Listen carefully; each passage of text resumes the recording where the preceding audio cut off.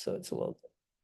All right. So today I wanted to talk about something. The last time I talked about it's kind of interesting because it started some lively discussions afterwards.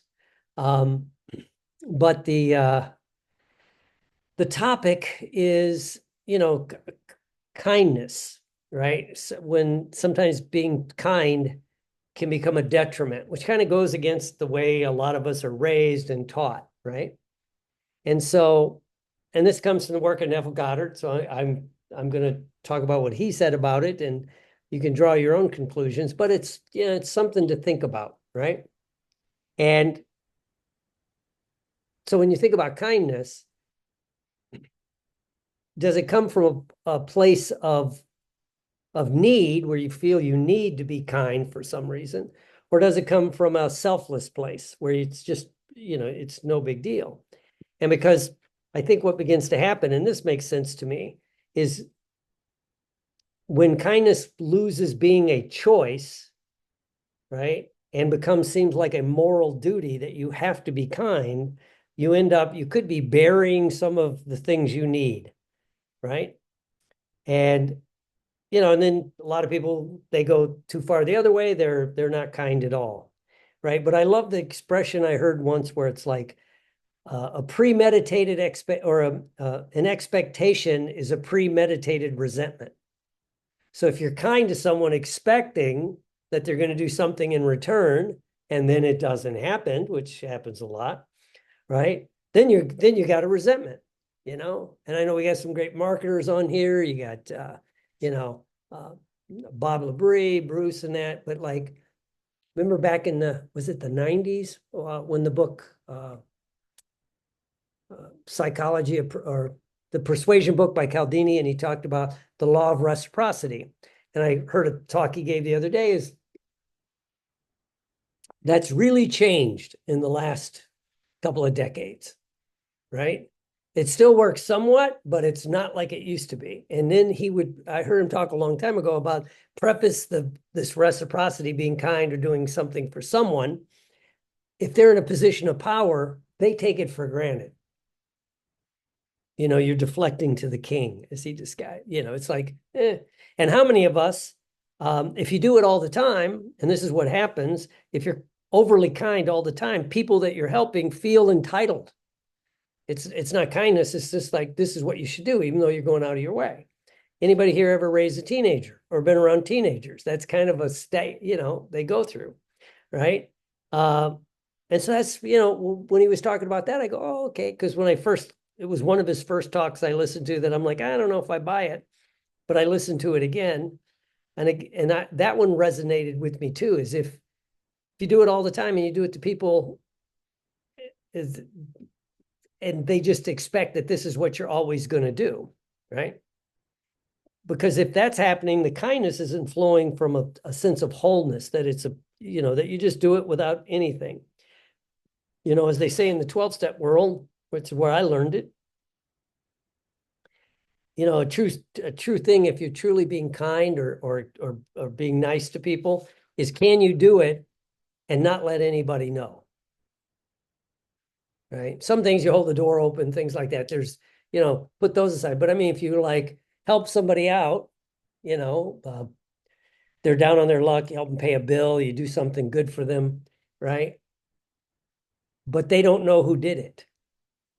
Can you keep it zipped and just, let it happen?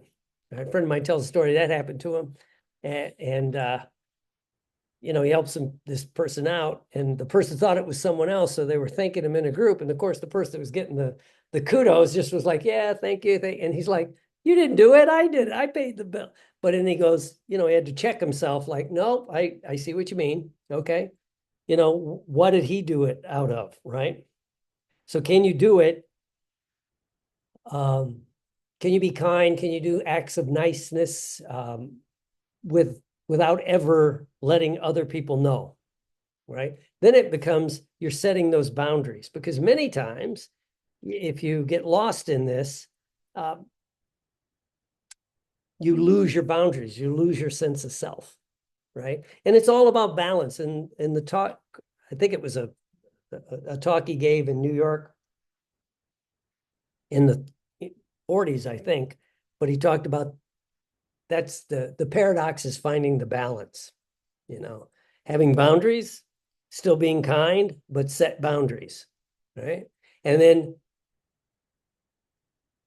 and don't sacrifice yourself, your self-worth, what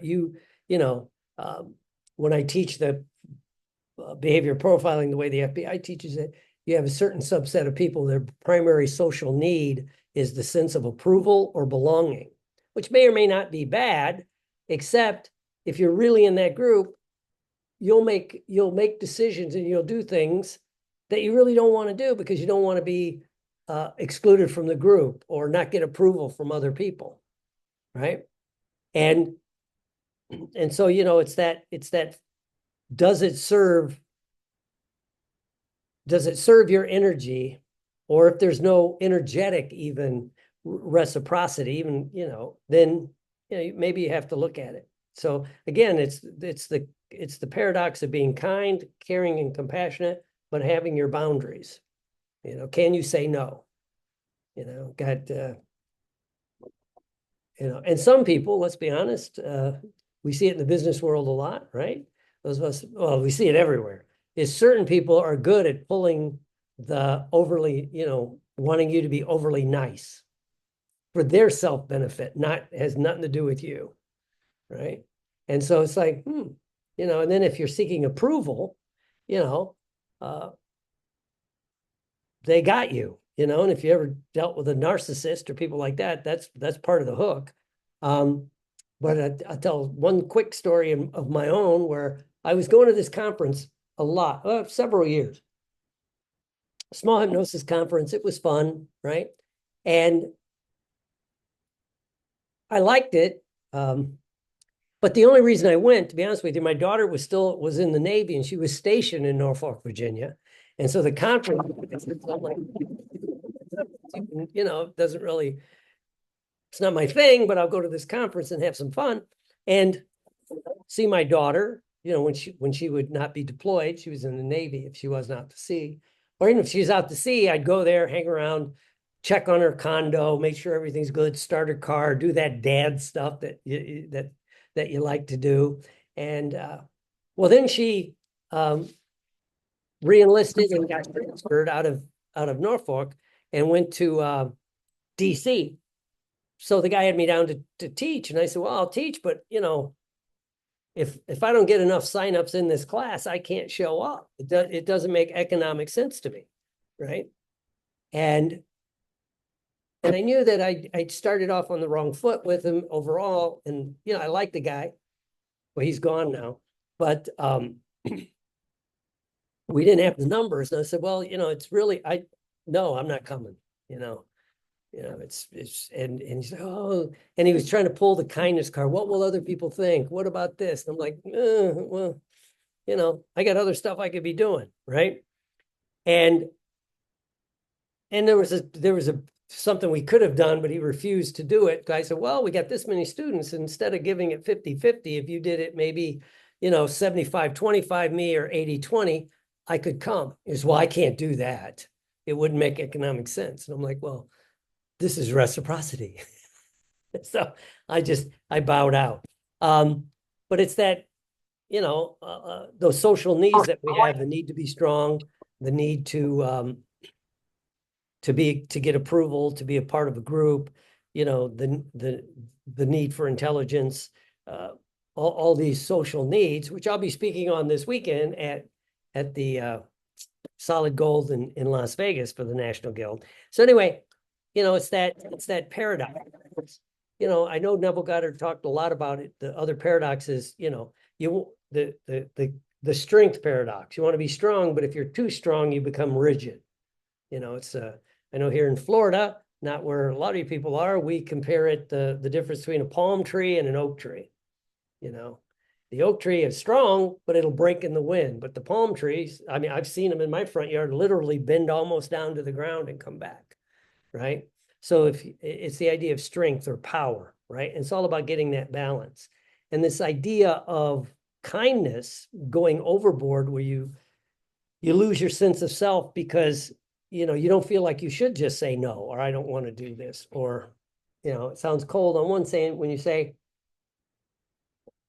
yeah, I don't want to say the term what for me, but how does this benefit both of us? Bruce or Carla, how can we do that? So it's that balance.